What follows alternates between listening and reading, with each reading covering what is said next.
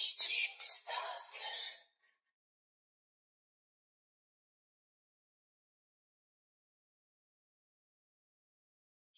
Happy birthday to you. Happy birthday to you. Unuttuğumu sandın değil mi bugün? Evet. Ay, Ben dedim bugün. bilerekten hiç mesaj atmadım. Tut bas. Hani bas. Koşa koşa gittim, çiçekçi buldum. Çok teşekkür Bir notu çevirebilir misin? İyi ki doğdun taze kaynana. Hazır koltuklarında gelmişken bugün doğum günü hediyesi. Teşekkür ederim. Allah razı olsun. Güle güle kullan tatlım. Siz en büyük hediyesiniz biliyorsun benim için. Her zaman. Reklamları kes, hadi geç. Söyle. Anne sevmiyorum ben öyle mıç mıç.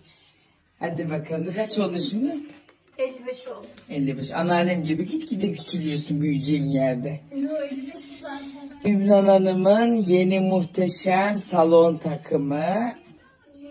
Kalabalık misafir olduğu için bu sefer koltukları çoğalttık. Televizyonumuzu da kaldırdık buradan. Anne bir şey diyeyim mi? Salon daha da büyümüş yemin ediyorum. Evet hadi bakalım güle güle kullan. Teşekkür ederim. Allah razı olsun. Ay.